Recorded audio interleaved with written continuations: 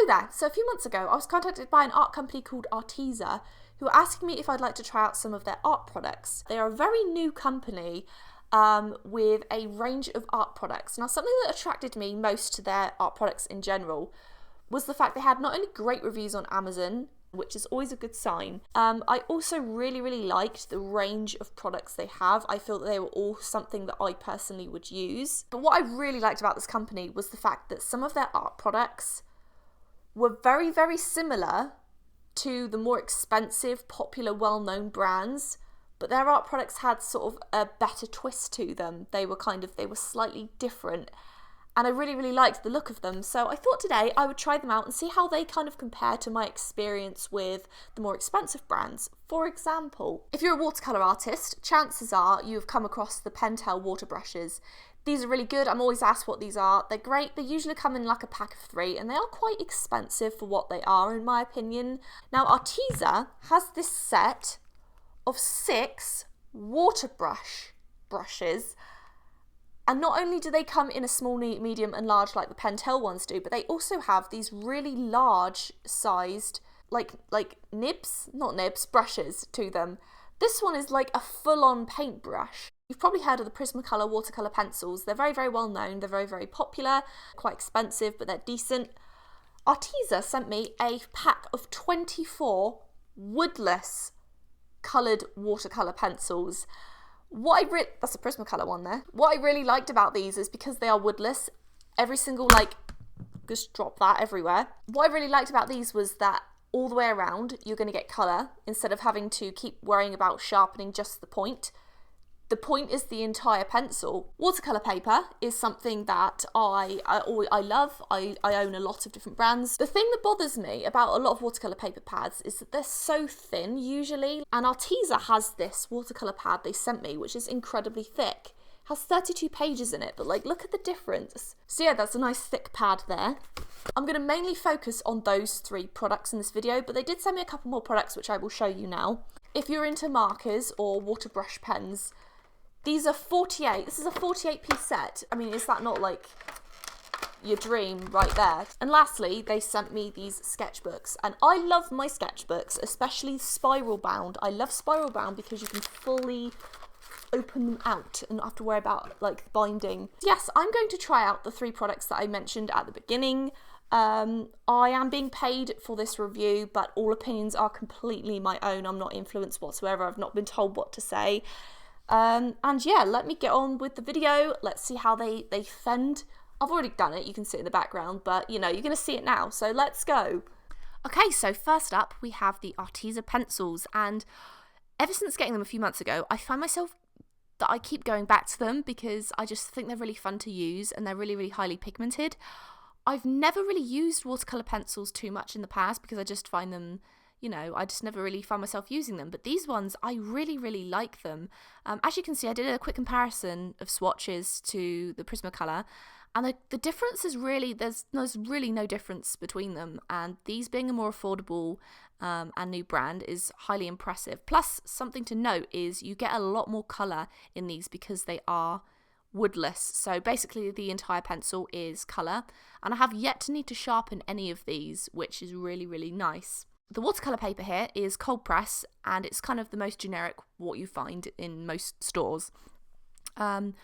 I'm someone that I love the texture of watercolor paper, but I don't like anything too textured because when I'm sketching on it, my lines go wobbly because it's not a flat piece of paper.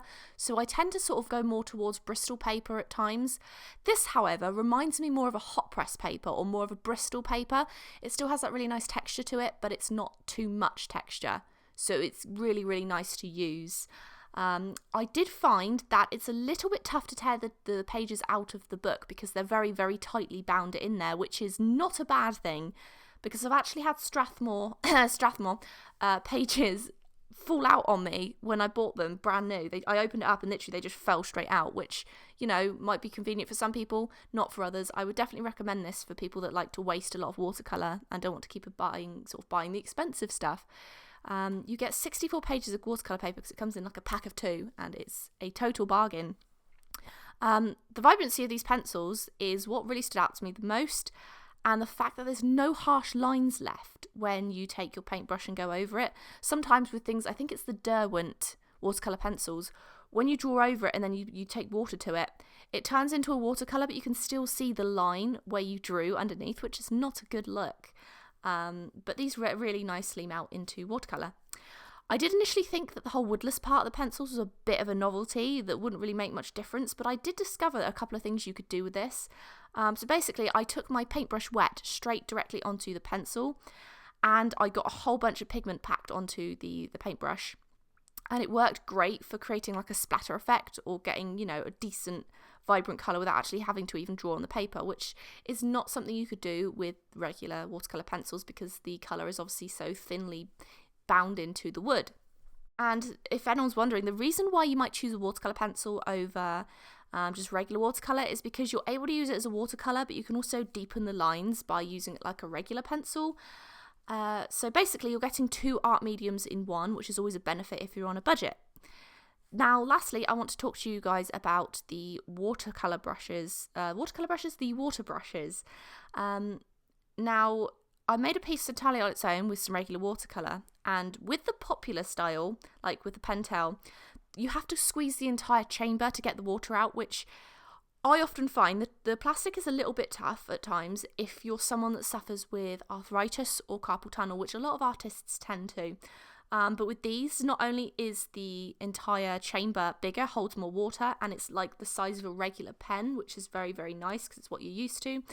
But you only have a small rubbery section which you press with your fingers, and it's very easy to squirt the water out, which is definitely convenient if you do have any sort of hand troubles or you just want something a bit easier to use. I love water brushes in general just because they're so easy to clean your brushes with and you don't have to worry about a glass of water. But you can also fill the chamber up with ink or watercolour, so the colour you get is really consistent if that's what you're going for. So really, to summarise, I love all of these products. I would definitely recommend them highly. They are a really great deal. They're a brand new art company, and it's really nice to be able to support a company that is, you know, starting out, or they've been around for a little while, but, you know, they are a newer company. But I really like them. I'm excited to see what they come out with next. I'm so excited that they sent me these products, and they have given me a coupon for 10% off in the description. I have links to everything if you're interested in trying them out or checking them out. And yeah. So I will be doing a giveaway of some of these products in a couple of weeks in my big giveaway. So keep an eye out on that. And here you can see that you have these amazing pieces you all sent me. I said last week to send me some artwork with the hashtag #FeatureMeChloeRose, and I put them at the end of my video. And there were so many entries into it, and there was like over 1,000, and I'm like, how am I going to pick? You're all so amazing. So I've just randomly selected 3 that I really liked. I liked all of them, and it was just hard for me to pick, but I hope that, you know, you continue to use the hashtag. I will be doing this every single week, and I will be featuring more than one because there's so many that I can't just feature one. So yes, do check out the hashtag also if you are interested in finding new artists. And yeah, thank you so much for watching. Take care of yourselves, and I will see you in the next video.